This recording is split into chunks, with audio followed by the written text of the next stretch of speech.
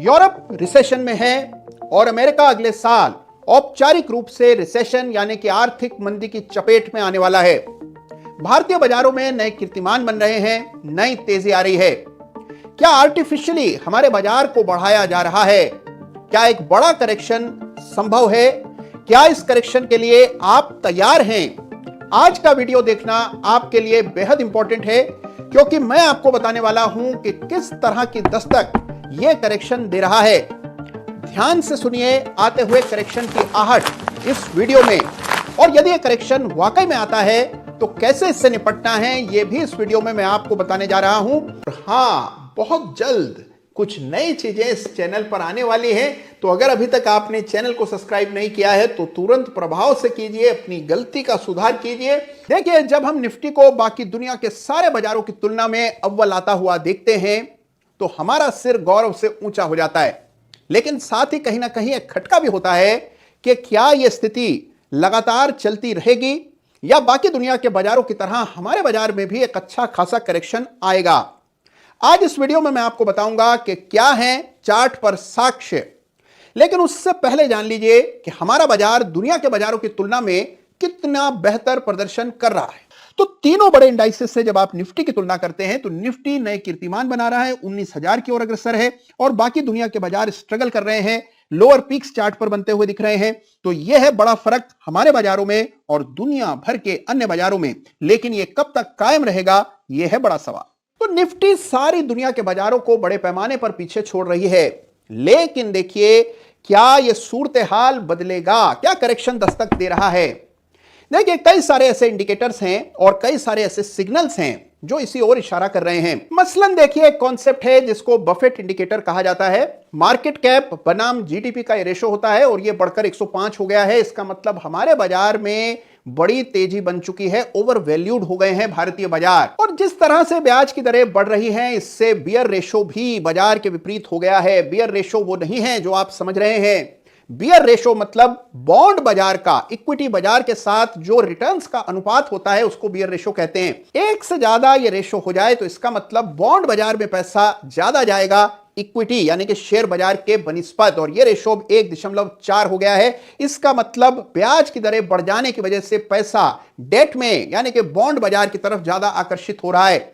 इन तमाम वजहों के अलावा भी एक बहुत ही ठोस महत्वपूर्ण वजह है जिससे यह संभावना और प्रबल हुई है कि करेक्शन आने को है।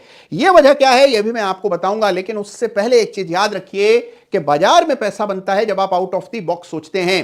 जब करेक्शन हमारे सामने होगा तब निर्णय ले पाने की हमारी क्षमता कम हो जाएगी। पैसा वो बनाता है जो पहले तैयारी करता है, और इस वीडियो का केवल एक ही मकसद है कि आप आने वाली वॉलेटिलिटी के लिए अपने आप को तैयार कर लें, लेवल्स का ख्याल रखिए और पूरी तरह से चौकन्ने हो जाइए।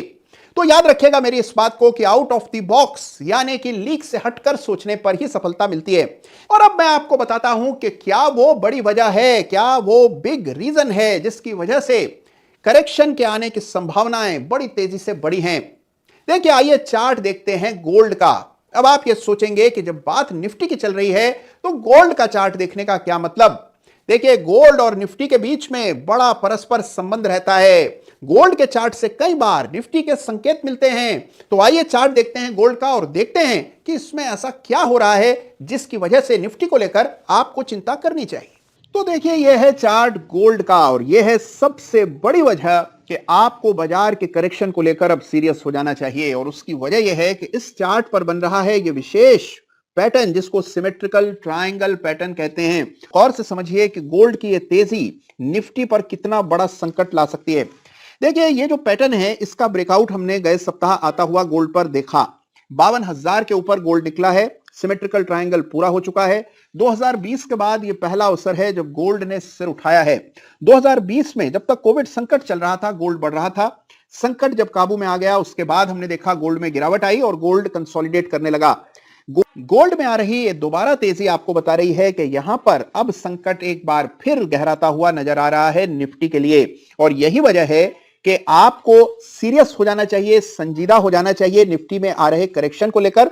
और इसको देखने का सबसे इंपॉर्टेंट तरीका है कि आप गोल्ड को स्टडी करें। इसको कहते हैं इंटर मार्केट एनालिसिस, यानी गोल्ड को देखकर अगर आप निफ्टी के बारे में सोचते हैं, विचारते हैं, विश्लेषण करते हैं तो इसको इंटर मार्केट एनालिसिस कहते हैं। तो सीरियस हो जाइए निफ्टी के करेक्शन के बारे में। तो गोल्ड में बन रहा है बड़ा सिमेट्रिकल ट्रायंगल पैटर्न और उसका हो चुका है ब्रेकआउट। गोल्ड की तेजी मतलब इक्विटी से पैसा बाहर निकल सकता है। और साथ ही याद रखिए कि एफएमसीजी शेयर्स में भी हमने हाल में तेजी देखी है, यानी कि पैसा डिफेंसिव्स में और सेफ हेवन इन्वेस्टमेंट्स में जा रहा है और इसके प्रति हमें सजग हो जाना है। देखिए, इसका मतलब यह नहीं कि तुरंत अपने सारे शेयर्स बेच डालें, एग्जिट कर लें या फिर शॉर्ट पोजीशंस बना लें, कतई नहीं, जी नहीं। आपको चार्ट को समझना है, सावधान हो जाना है। आइए सबसे पहले निफ्टी का चार्ट देखते हैं, समझते हैं कि कौन से स्तर इंपॉर्टेंट हैं और फिर एक्शन प्लान बनाएंगे। तो देखिए, आइए चार्ट देखते हैं निफ्टी का और समझते हैं कि कौन से स्तर टूट जाने पर इस बात की पुष्टि होगी कि करेक्शन बाजार में आ रहा है। देखिए इस चार्ट को गौर से, ये वीकली चार्ट है, ओवर एनालिसिस का फायदा नहीं है। इस चार्ट पर मैंने एक रेखा डाली हुई है और ये रेखा है 18,300 के आसपास। ये स्तर टूटेंगे तो आपको चिंता करना शुरू कर देना है, क्योंकि 18,300 के नीचे फिर बड़ा करेक्शन संभावित है। बड़ा सपोर्ट निफ्टी पर 17,000 और उसके बाद बड़ा सपोर्ट 15,250, 15,350 के आसपास नजर आता है। एक बात याद रखिएगा कि जिस तरह का स्ट्रक्चर अभी बाजार का है, अभी भी हायर बॉटम्स चार्ट पर बन रहे हैं, ट्रेंड पॉजिटिव है, इसलिए नाहक परेशान होने की आवश्यकता नहीं है। 18,300 के नीचे वीकली क्लोज आने की सूरत में ही आपको बाजार को लेकर चिंता करने की जरूरत है। ये स्तर टूटेंगे तो फिर जरूर 1000 अंकों की गिरावट भी निफ्टी में मुमकिन है। तो 18,300 के स्तर को सर्वाधिक महत्व आपको देना है और इस स्तर को चार्ट पर अवश्य मार्क कर लें। यह वीडियो समाप्त हो जाने के बाद अपना चार्ट खोलकर यह रेखा अपने चार्ट पर अंकित कर लें और इस लेवल के टूट जाने के बाद सावधान हो जाइएगा। 17,000 के लेवल्स आपको निफ्टी में देखने को मिल सकते हैं, लेकिन अगर यह लेवल नहीं टूटता है तो हो सकता है कि इस स्तर के आसपास निफ्टी कुछ वक्त बिताए और दोबारा 19,300 की ओर कूच करने लगे।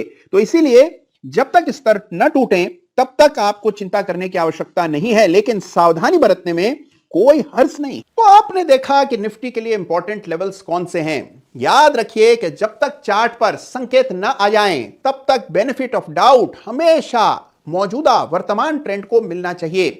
तो पहला लेवल जिस पर आपको ध्यान रखना है वो है 18,300 का निफ्टी पर। इसके नीचे वीकली क्लोज आने पर पहली बार आपके चेहरे पर शिकन दिखाई देनी चाहिए, तब चिंता शुरू करेंगे। और याद रखिए कि अगर आपकी तैयारी पहले से होगी, तमाम आपके शेयर्स पर आपने सही रेखाएं अंकित की होंगी, आपको पता होगा कि कौन से स्तर के टूटने पर आपको क्या निर्णय लेना है, तो आपको कभी बाजार की टेंशन नहीं होगी। चाहे जो होना है बाजार में हो जाए, आप उसके लिए तैयार रहेंगे। और मान लीजिए हल्की फुल्की गिरावट के बाद बाजार फिर सरपट दौड़ने लगता है, तो इससे बेहतर तो कुछ हो ही नहीं सकता। तो देखिए, सही ट्रेडर, सफल ट्रेडर वो है जो हर आती हुई परिस्थिति से निपटने के लिए हमेशा मानसिक रूप से तैयार होता है। और इस वीडियो का उद्देश्य है कि आप अपने पोर्टफोलियो को रिविजिट करें, अपने निवेश के बारे में पुनः विचार करें, हर जो पोजीशन आपके पास विशेष रूप से डेरिवेटिव में है उसके लिए सही लेवल्स मार्क करके चलें। ऐसा करने से बाजार में अगर कोई भी वॉलेटिलिटी देखने को मिलती है तो उसका कोई खास असर आप पर नहीं पड़ेगा और आप उसके लिए पूरी तरह से तैयार और तत्पर होंगे। तो देखिए, आज का यह वीडियो आपको कैसा लगा मुझे जरूर बताइएगा। करेक्शन के बारे में आपके अपने क्या निजी विचार हैं, ये मेरे साथ साझा करना न भूलिएगा।